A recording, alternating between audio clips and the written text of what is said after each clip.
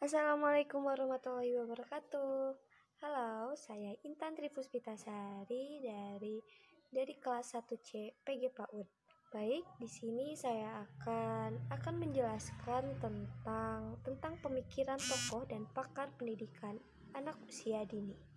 Tokoh dan pakar pendidikan anak usia dini itu terdapat ada 13 tokoh. 1. Ada Johann Heinrich Pestalozzi. 2. Jean Leichhardt.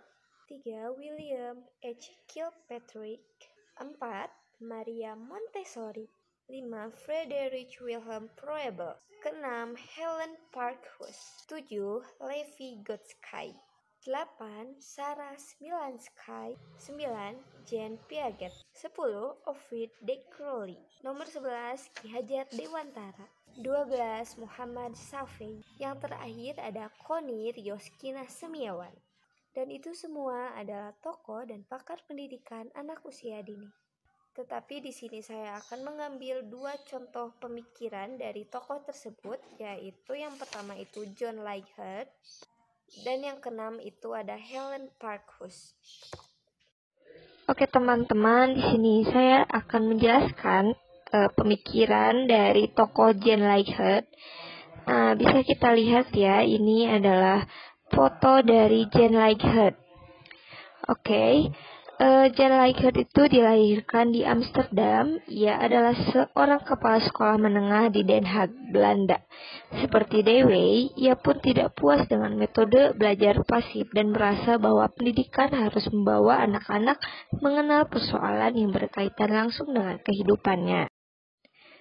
Leichhardt juga menyajikan suatu bentuk model pendidikan yang dikenal dengan pembelajaran barang yang sesungguhnya. Tujuan pendidikan adalah menghasilkan manusia yang memiliki budi pekerti yang luhur, bukan hanya cerdas dan terdidik otaknya saja, tetapi juga cerdas dalam berperilaku. Tujuan pendidikan keluarga merupakan dasar bagi pendidikan selanjutnya di masa peran utama ada pada seorang ibu. Untuk mencapai tujuan tersebut, suri tauladan merupakan alat pendidikan yang sangat efektif agar anak memiliki budi pekerti yang luhur. Maka kegiatan mengisi dan membina kata hati anak menjadi suatu hal yang sangat dipentingkan. John Leichhardt juga mempunyai metode pendidikan loh. Salah satu metode pendidikan yang dilaksanakan John Leichhardt itu dalam menanamkan budi pekerti dan kata hati anak adalah melalui metode buah limau. Inti metode ini terletak pada konsep mengalahkan keburukan tingkah laku anak dengan perbuatan baik. Oleh karena itu, ia termasuk tokoh yang sangat menentang hukuman, terutama hukuman badan sebagai bentuk alat pendidikan. Selain itu juga, John Leichhardt termasuk tokoh yang sangat menentang bentuk pembelajaran yang cenderung intelektualisme dan verbalisme. Bentuk pembelajaran intelektualisme adalah pembelajaran yang hanya mementingkan pengembangan intelektual anak. Sedangkan bentuk pembelajaran verbalisme adalah bentuk pembelajaran yang dilakukan dengan cara verbal dan abstrak di mana anak cenderung pasif karena lebih banyak menjadi pendengar. Untuk menghindari kedua bentuk pembelajaran tersebut, maka dalam pendidikan John Leichhardt itu banyak menggunakan bentuk pembelajaran dengan cara memperagakan atau pembelajaran melalui barang sesungguhnya. Yang selanjutnya itu ada lingkungan pendidikan. Inti pembelajaran barang sesungguhnya yang tadi kata John Leichhardt itu adalah mengajak anak pada kondisi lingkungan sesungguhnya. Semua bahan dalam lingkungan sekitar anak dapat dipakai sebagai pusat minat atau pusat perhatian anak. Bahan pembelajaran dari lingkungan oleh John Leichhardt itu dikelompokkan dalam 3 kategori. Yaitu yang pertama itu ada lingkungan alam sebagai bahan mentah. Yang kedua, lingkungan produsen atau lingkungan pengrajinan sebagai pengolah dan penghasilan bahan mentah menjadi bahan jadi. Yang ketiga ada lingkungan masyarakat pengguna bahan dari yaitu sebagai konsumen. Adapun yang dimaksud dengan bahan, ini dapat saja berupa tanaman, tanah, batu-batuan, kebun, sungai, dan ladang, pengrajin kayu, rotan, dan pasar, atau toko sebagai pusat jual beli bahan jadi tersebut. Nah, bisa kita lihat ya, di sini tuh ada langkah pembelajaran barang sesungguhnya dari teori Jean Leichhardt.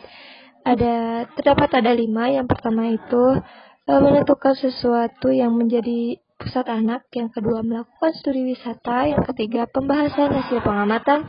Yang keempat, menceritakan lingkungan yang diamati. Yang kelima, kegiatan ekspresi. Oke, kita jelaskan ya dari kelima tersebut. Nah, yang pertama itu kan ada menentukan sesuatu yang menjadi pusat minat anak. Pusat minat anak ditentukan berdasarkan bahan-bahan pembelajaran yang terdapat pada lingkungan di sekitar anak. Penentuan pusat minat itu sebaiknya ditentukan berdasarkan lingkungan yang paling dekat dengan diri anak itu sendiri. Kemudian berangsur-angsurlah ke lingkungan yang terjauh. Yang kedua itu melakukan studi wisata. Setelah dilakukan pusat minat dan diberikan penjelasan tentang pusat minat tersebut, maka anak bersama guru melakukan perjalanan dari sekolah ke situasi dan kondisi yang menjadi pusat minat tersebut. Selama perjalanan sekolah, anak itu diajak untuk melakukan berbagai pengamatan pada kondisi sesungguhnya di tempat itu. Pada kondisi inilah keaktifan dan perhatian spontan anak itu akan muncul. Mungkin secara tiba-tiba seperti ada seekor kupu-kupu hingga pada tangkai bunga. Kemudian secara spontan anak bertanya, "Mengapa kupu-kupu itu hingga pada bunga itu, Bu Guru?" Nah, spontanitas anak ini sudah tentu akan mengundang dialog dan interaksi positif pada anak. Dan disinilah pengembangan bahasa dan pengembangan intelektual secara bersama-sama dikembangkan. Yang ketiga ada pembahasan hasil pengamatan. Berbagai bahan lingkungan yang telah diamati anak kemudian dibicarakan lagi dalam kelas. Pembahasan dilakukan dengan menggunakan gambar tentang berbagai aspek penting yang mewakili lingkungan yang telah diamati anak. Nah, dalam situasi interaksi ini dibahas berbagai hal yang dilihat dan ditemukan anak dari hasil pengamatan dengan menggunakan bantuan gambar-gambar. Yang keempat, menceritakan lingkungan yang diamati. Untuk menanamkan perilaku positif anak pada lingkungan, guru hendaknya menceritakan berbagai peristiwa atau kondisi lingkungan yang diamati serta dihubungkan dengan peristiwa atau kondisi lain yang relevan, terutama dengan tindakan dan sikap anak terhadap lingkungan tersebut. Yang terakhir itu kegiatan ekspresi. Agar anak lebih menghayati kondisi lingkungan yang telah diamati, guru menugaskan anak untuk mengekspresikan hal-hal yang ada pada lingkungan melalui berbagai kegiatan seperti mewarnai, menggambar, membuat suatu keterampilan, menirukan gerak-gerik orang yang diamati atau melalui berbagai bentuk permainan dan nyanyian. Nah, berikut adalah pemikiran dari Jean Leichhardt. Oke, kita lanjutkan pemikiran dari tokoh pakar PAUD. Nah, yang selanjutnya itu ada Helen Parkhurst.